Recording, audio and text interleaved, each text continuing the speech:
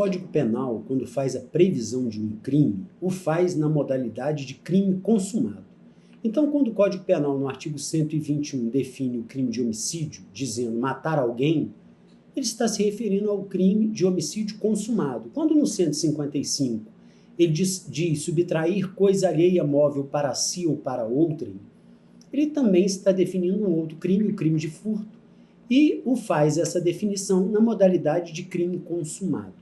O que eu quero dizer com isso? Quero dizer que o crime, quando for tentado, ele precisa de uma norma de extensão. Daí se dizer que o crime tentado tem a natureza jurídica, sob a ótica da tipicidade, de causa de adequação típica de subordinação mediata ou indireta. Por quê? Porque se a gente tem um caso de homicídio tentado, a gente precisa fazer a combinação do artigo 121, que descreve o crime de homicídio consumado, combinado com o artigo que define o crime tentado, que é o artigo 14, inciso 2 do Código Penal. Se a gente tem um caso de furto tentado, a gente precisa fazer a combinação, na hora de fazer a tipificação do crime de furto tentado, a gente precisa fazer a combinação do artigo 155, que prevê o crime de furto consumado, com o artigo 14.2, que define o crime tentado. Então, a natureza jurídica do crime tentado, sob a ótica da tipicidade, é de causa de adequação típica de subordinação mediata ou indireta. Sob a ótica de dosimetria da pena, o crime tentado tem outra natureza. Trata-se de uma causa obrigatória de diminuição da pena, porque no crime tentado, embora o dolo do crime tentado seja idêntico ao dolo do crime consumado, o artigo 14 do Código Penal prevê para o crime tentado a mesma pena do crime consumado, entretanto com uma diminuição de um quanto. Daí se dizer que a natureza jurídica do crime tentado, sob a ótica da dosimetria da pena, é de causa obrigatória de diminuição da pena. Então nós podemos concluir tranquilamente que a natureza jurídica do crime tentado tem que ser vista sob duas óticas diferentes. Primeiro, sob a ótica da tipicidade.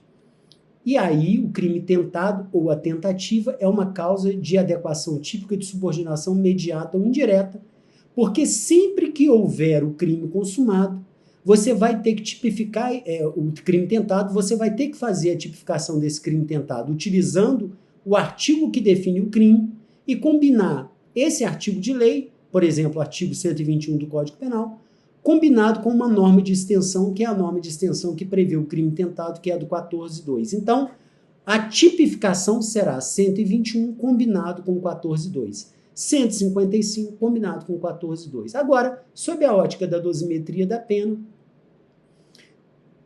a tentativa é uma causa obrigatória de diminuição da pena. Isso é interessante porque muitas coisas se definem no direito penal a partir do dolo. Por exemplo, a gente consegue diferenciar o crime de lesão corporal consumada do crime de homicídio tentado a partir do dolo do agente. No crime de homicídio tentado, o agente tem o dolo de matar e não mata por circunstâncias alheias à sua vontade, circunstâncias contrárias à sua vontade. No crime de lesão corporal, o agente não tem o ânimos de matar, não tem o dolo de matar, ele tem apenas o dolo de causar lesão corporal. Então vejam que a diferença entre lesão corporal consumada e homicídio tentado encontra-se no dolo do agente. Se for dolo de matar, homicídio tentado. Se for dolo de lesar, lesão corporal consumada. E aqui é importante a gente entender que o dolo do crime tentado é igual ao dolo do crime consumado. Porque A quer matar B, atira em B, mas não mata B por circunstâncias alheias à sua vontade, circunstâncias contrárias à sua vontade.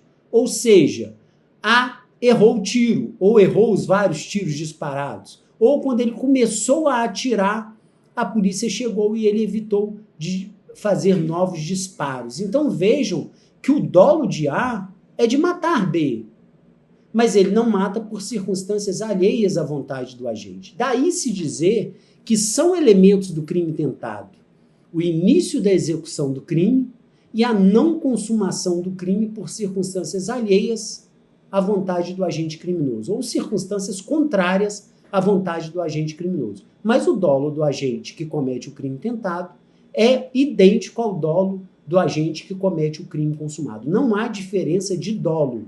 O dolo do homicídio tentado é o mesmo dolo do homicídio consumado. Isso é muito importante a gente entender.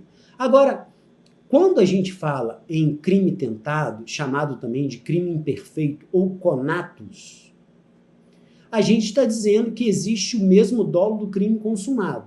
Mas a gente precisa entender quais são os elementos do crime tentado. E nós temos no crime tentado dois elementos: o início da execução do crime e a não consumação do crime por circunstâncias alheias à vontade do agente. E para a gente entender bem esses dois elementos, a gente precisa entender o iter criminis, que são as fases pelas quais passam o delito. E em relação ao iter crime, nós temos 4 fases. Nós temos a cogitação, que é aquela fase em que o agente imagina a prática do crime. Nós temos os atos preparatórios, em que, por exemplo, o agente criminoso compra a arma do crime e a bala que vai ser utilizada na arma. Nós temos a execução, o início da execução do crime, quando, por exemplo, A dispara o primeiro tiro em B. E nós temos ainda, segundo parte da doutrina, nós temos ainda o exaurimento do crime. Ocorre quando o crime já está consumado e o agente aumenta a gravidade em relação ao objeto jurídico tutelado. Imagine que A atire e venha matar B. Vendo B morto, ele dá um chute no rosto de B. Isso é o exaurimento do crime. O crime já estava consumado. E mesmo depois de consumado, ele aumentou a gravidade da lesão produzida ao bem jurídico tutelado. Então, isso é exaurimento. Então, nós temos a cogitação, atos preparatórios, início da execução, consumação e exaurimento. Com o exaurimento, são 5 fases. É cogitação, atos preparatórios, início da execução, consumação do crime e exaurimento do crime. Na verdade, são 5 fases. O iter criminis prevê 5 fases. Agora, o mais importante quando a gente trata de crime tentado e crime consumado é diferenciar o início da execução do crime e diferenciá-lo dos atos preparatórios. Quando é que existe somente atos preparatórios e quando é que começa a existir início da execução do crime? Essa é uma diferença dificílima e precisa ser muito bem esclarecida, é o que eu pretendo fazer aqui com esse vídeo gravado para vocês. Nós temos, no que diz respeito à diferença entre atos preparatórios e início da execução do crime, nós temos 2 teorias principais. Uma teoria que se chama teoria formal objetiva. O que a teoria formal objetiva diz? Ela diz que só começa a existir início da execução do crime quando o agente criminoso começa a realizar o núcleo do tipo penal. Todo tipo penal tem a parte mais importante composta por um verbo. Esse verbo se chama núcleo do tipo penal. Então nós temos matar, ameaçar, subtrair. E a teoria formal objetiva diz somente quando o agente criminoso começa a realizar o núcleo do tipo penal é que já existe início da execução do crime. Antes do agente começar a realizar o núcleo do tipo penal, existe somente atos preparatórios e os atos preparatórios nós sabemos que não são punidos. Agora, existe uma outra teoria. Então, para a teoria formal objetiva, se A pretende matar B, só existe início da execução do crime de homicídio quando A aponta a arma para B e não somente aponta a arma para B, mas somente quando A dispara o primeiro tiro. Somente quando ele começa a matar é que existe início da execução do crime. Se A apenas aponta a arma para B e não puxa o gatilho, não dá o primeiro tiro, para a teoria formal objetiva, o que existe é atos preparatórios. A teoria subjetiva-objetiva ela é um pouco mais ampla do que a teoria formal objetiva. A teoria subjetiva-objetiva ela diz o seguinte: quando o sujeito começa a realizar o núcleo do tipo penal, realmente já existe início da execução do crime. Mas o início da execução do crime não existe somente aí, porque deve ser levado em consideração o planejamento do indivíduo. Se pudermos identificar que momentos antes, instantes antes do início da execução do crime, do início da realização do núcleo do tipo penal, o agente tem um planejamento de realizar o crime, você já pode considerar esse instante antes do início da realização do núcleo do tipo penal como o início da execução do crime. Então, para a teoria subjetiva-objetiva, quando A, tendo planejamento de matar B, aponta a arma para B, tendo A o planejamento de matar B, e isso ficando provado, esse instante antes de A apertar o gatilho já é configurado como início da execução do crime. A discussão existente a essas duas teorias, ela pode trazer insegurança jurídica no plano do direito penal. Mas no caso concreto, os detalhes podem resolver a questão a respeito da existência ou não do início da execução do crime. Então, por exemplo, se num roubo a um carro forte, o agente criminoso já consegue subir ali do lado do motorista para render o motorista, para a teoria formal objetiva, não existiu ainda início da subtração e, portanto, há apenas atos preparatórios. Para a teoria subjetiva objetiva, como ele subiu na porta do motorista do caminhão com a intenção de subtrair coisa alheia móvel, já existe ali o crime de roubo. Então vejam que são duas perspectivas diferentes que levam a caminhos distintos. Eu peguei esses dias um caso muito interessante na vara criminal em que eu atuo. A situação era o seguinte: o sujeito, com planejamento de extrair mineral sem autorização legal, portanto, com o intuito de cometer o crime previsto no artigo 2º da Lei 8.176, ele colocou uma balsa no rio, e o objetivo dele era que, com essa balsa e com mais 2 companheiros, ele viesse a conseguir extrair ouro.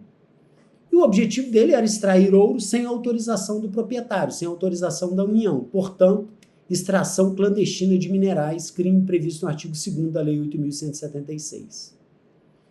E eles, então, essas 3 pessoas estavam na balsa e uma dessas pessoas estava mergulhando, buscando achar ouro. Nesse instante, a polícia militar chegou e prendeu essas 3 pessoas. O fato foi levado à Polícia Federal, relatou o inquérito policial para o Ministério Público Federal. O Ministério Público Federal apresentou denúncia com base no artigo 2º da Lei 8.176. Na fase de instrução processual, após ouvir as testemunhas de acusação, os 2 policiais militares, os 2 confirmaram que estavam passando pelo local, avistaram a balsa, foram até a balsa e tinham 2 pessoas na balsa e um mergulhador. Perguntando às 3 pessoas o que eles estavam fazendo ali, o dono da balsa disse: olha, nós estamos aqui procurando por ouro. E aí o policial então perguntou: mas vocês têm autorização legal para extração de ouro? Não, não temos. E tinha um mergulhando e 2 dando suporte na balsa àquele mergulhador. O objetivo era a extração de ouro. Os 2 policiais confirmaram essa versão. Em interrogatório, um dos acusados, o dono da balsa, disse o seguinte: olha, realmente nós tínhamos o objetivo de extrair ouro, mas a gente já tem esse objetivo há muito tempo e nunca encontramos ouro. A gente estava ali naquele rio, no trecho daquele rio, em busca de achar ouro. E aí me veio a dúvida. Existia ali naquele caso concreto atos preparatórios no que diz respeito ao crime previsto no artigo 2º da Lei 8.176, ou já existia início da execução, extração de recursos minerais sem autorização legal? Na verdade, o que existiu ali é apenas atos preparatórios de um crime. Porque, vejam, eles não começaram a extrair recursos minerais sem autorização legal. embora eles tivessem um planejamento de extrair recursos minerais sem autorização legal, sem autorização da União, nós sabemos que o ouro é um metal raro. E a possibilidade de conseguir achar ouro no leito de um rio é uma possibilidade bem remota. Então, naquela situação em que eles foram flagrados, não existiu ali crime tentado. Existiu ali apenas atos preparatórios de um crime.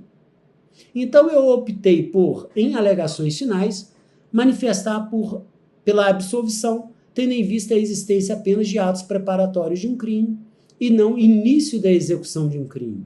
Levando-se em consideração esse caso concreto, sob a ótica da teoria formal objetiva, esses agentes criminosos não iniciaram ainda o núcleo do tipo penal, extrair recursos minerais.